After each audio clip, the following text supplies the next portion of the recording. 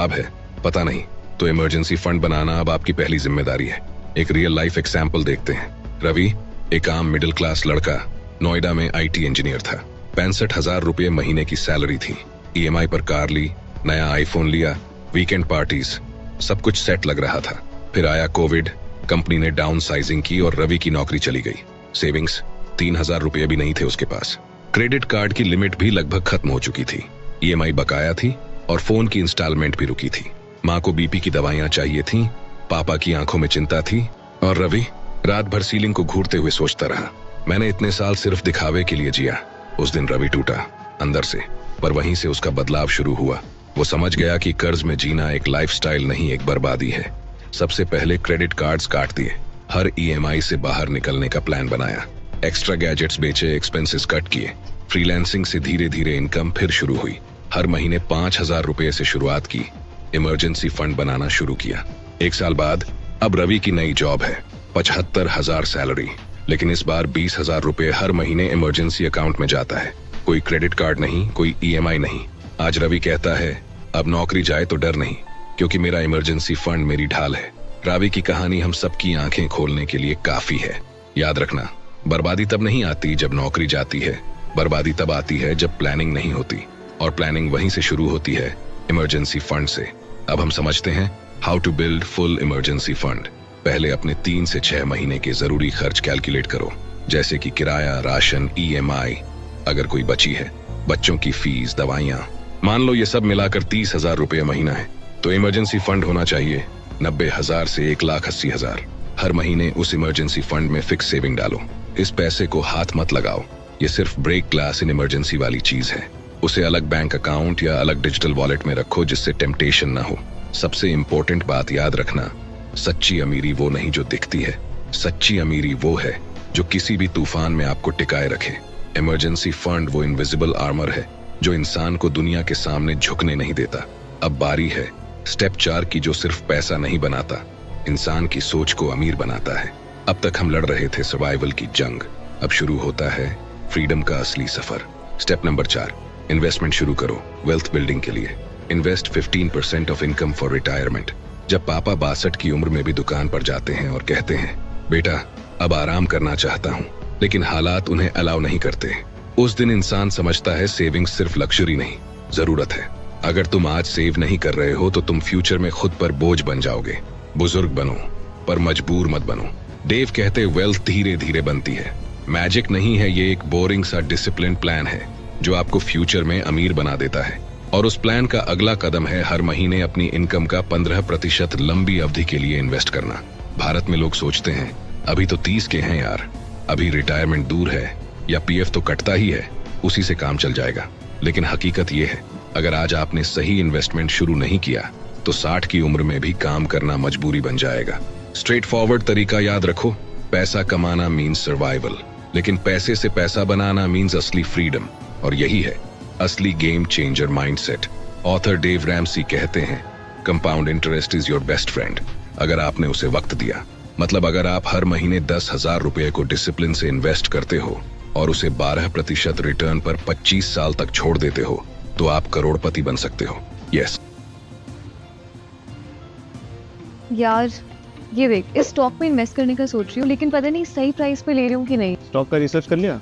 10,000 रुपये प्रति माह, 25 साल में 1,60,00,000 रुपए। How to apply? Step by step action plan. Number 1, income का 15% निकालो। मान लो 50,000 सैलरी है, 7,500 रुपए प्रति माह इन्वेस्ट करो। नंबर 2, अब सवाल पैदा होता है वेयर टू इन्वेस्ट? तो जवाब है long term mutual funds, NPS retirement benefit, index funds, low cost high growth, PPF। अगर थोड़ा ज्यादा सीख गए तो डायरेक्ट शेयर मार्केट या stocks. Set it on auto mode, SIP चालू करो और भूल जाओ। हर महीने पैसा अपने आप काम करेगा, लेकिन एक गोल्डन रूल याद रखना, इमरजेंसी में भी इस पैसे को मत छेड़ो। रिटायरमेंट का मतलब रिस्पेक्ट के साथ जीना, दूसरों पर बोझ बनना नहीं। याद रखना, हर महीने की कमाई सिर्फ EMI या खर्चों में न बहा दो। थोड़ा हिस्सा अपने बुजुर्ग होने के सम्मान के लिए भी बचा लो, क्योंकि असली आजादी तब होती है जब बुढ़ापे में भी आप किसी के सामने झुकने को मजबूर ना हो। अब बढ़ते डेव रैमसी की स्टेप 5 की ओर। ये वो स्टेप है जो सिर्फ तुम्हें नहीं, तुम्हारी आने वाली पीढ़ियों की सोच और किस्मत दोनों बदल सकता है। स्टेप 5, बच्चों की पढ़ाई के लिए आज से बचत शुरू करो। अपने बच्चों को कर्ज की विरासत मत दो, उन्हें आजादी की शुरुआत दो। भारत की कड़वी सच्चाई, आज हर माता पिता चाहते हैं कि उनका बच्चा डॉक्टर, इंजीनियर, आईएएस बने, लेकिन जब पढ़ाई का टाइम आता है तो एजुकेशन लोन लेना पड़ता है। बच्चों की पढ़ाई पैसों की वजह से कॉम्प्रोमाइज हो जाती है।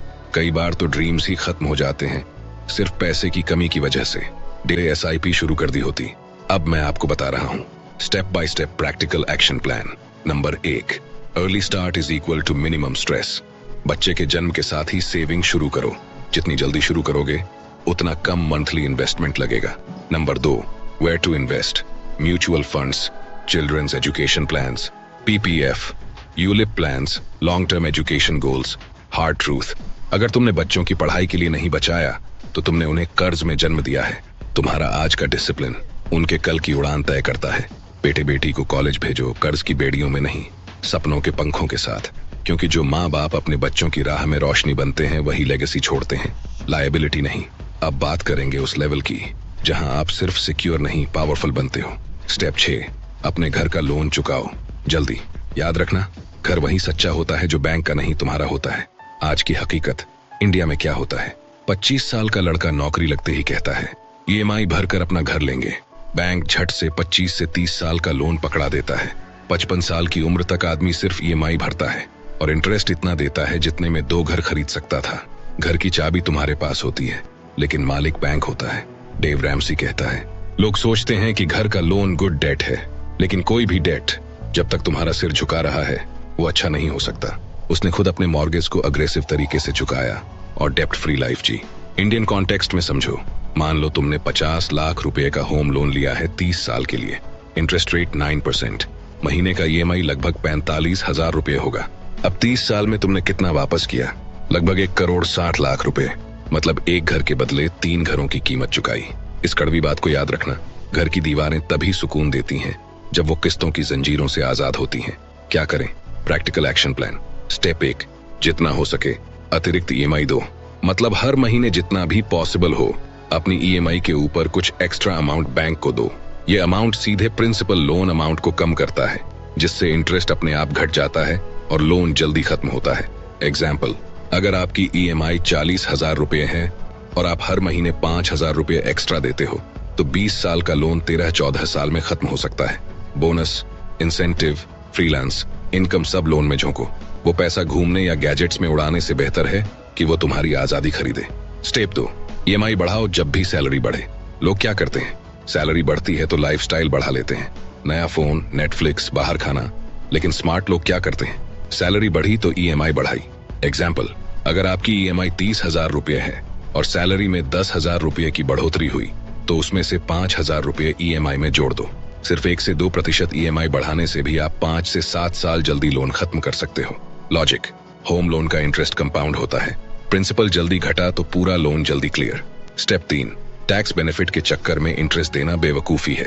अब सुनो हार्ड ट्रूथ, लोग कहते हैं EMI देते रहो, 80C में 1.5 लाख का टैक्स बेनिफिट मिलेगा।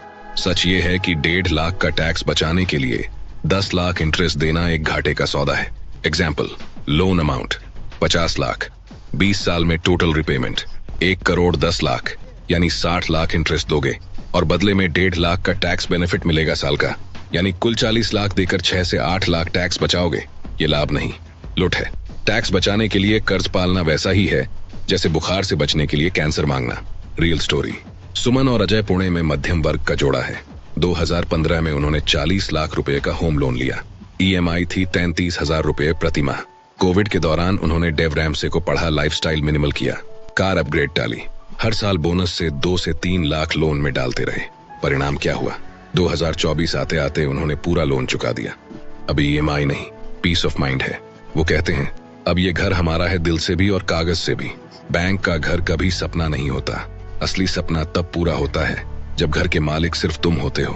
अब बात करते हैं डेव रैमसी के आखिरी और सबसे पावरफुल स्टेप की, जहां पैसा सिर्फ तुम्हारे लिए नहीं, दूसरों की जिंदगी बदलने के लिए काम आता है। स्टेप नंबर 7, धन बनाओ, निवेश करो और दूसरों की मदद करो। Build wealth and give generously. Financial freedom का असली मकसद सिर्फ ऐश करना नहीं है, बल्कि वो ताकत पाना है जिससे तुम दूसरों की जिंदगी बेहतर बना सको। समझो असली अमीरी का मतलब। डेव रैमसी कहते हैं, रिच बनना बुरा नहीं है, लेकिन सिर्फ अपने लिए जीना बहुत छोटा सपना है। इस स्टेप में तुम सिर्फ कर्ज मुक्त नहीं होते, बल्कि वेल्थ क्रिएट करना शुरू करते हो। अब पैसा तुम्हारे लिए काम करता है। अब तुम दूसरों को नौकरी दे सकते हो, डोनेट कर सकते हो और दुनिया में बदलाव ला सकते हो। भारत में करोड़ों लोग ऐसे हैं जिनके पास एजुकेशन, इलाज या बेसिक जरूरतें पूरी करने का पैसा नहीं होता। अब सोचो, अगर हर मिडिल क्लास इंसान फाइनेंशियली फ्री होकर दूसरों को अपलिफ्ट करे, जैसे कि गरीब बच्चे की फीस भरना, किसी बुजुर्ग के इलाज का खर्च उठाना, किसी स्टार्टअप को फंडिंग देना, गांव में लाइब्रेरी बनवाना, तो देश बदल जाएगा। डेव रैमसी कहते हैं, सबसे सुखद मोमेंट तब आता है जब आप बिना सोचे खुलकर किसी की मदद कर सकते हो। डोनेशन का मतलब सिर्फ पैसा देना नहीं, बल्कि अपना टाइम, अपना स्किल और सबसे जरूरी अपना दिल। डेव और उसकी पत्नी ने एक गरीब स्कूल के बच्चों के लिए हजारों की स्कॉलरशिप दी, लोगों की मेडिकल इमरजेंसी में एनोनिमस डोनेशन किया, और वो सब इसलिए पॉसिबल हुआ क्योंकि उन्होंने पहले खुद को मजबूत किया। अब इंडिया में देखो, सुधीर और पूजा एक मिडिल क्लास कपल अहमदाबाद से 5 साल पहले तक लोन्स और बिल्स में डूबे थे, डेट फ्री हुए, फिर इन्वेस्टमेंट शुरू किया। अब हर साल 1 लाख एक लोकल अनाथ आश्रम को डोनेट करते हैं और कहते हैं, जब हम उधार में थे तो हमारी दुनिया बस EMI तक थी, अब हम दूसरों की दुनिया बदल पा रहे हैं। हमेशा याद रखना, सच्ची अमीरी वो नहीं जो कार में दिखती है, सच्ची अमीरी वो है जो किसी अनजान की आंखों में उम्मीद बनकर चमकती है। अब फैसला तुम्हारा है, तुम हमेशा पैसे के पीछे भागते रहोगे या ऐसा सिस्टम बनाओगे जहां पैसा तुम्हारे पीछे भागे। EMI से फ्रीडम तक और फ्रीडम से इम्पैक्ट तक, यही है द टोटल मनी मेकओवर। अगर दिल में लगी हो बात तो जवाब सिर्फ एक है, लाइक ठोको, सब्सक्राइब करो, कमेंट लिखो और शेयर करो उन सब तक जिन्हें बदलना है। अगर आपको ये वीडियो पसंद आई तो ये वाली भी जरूर आएगी जो अभी आपके स्क्रीन पर दिख रही है, इसे भी जरूर देख लेना।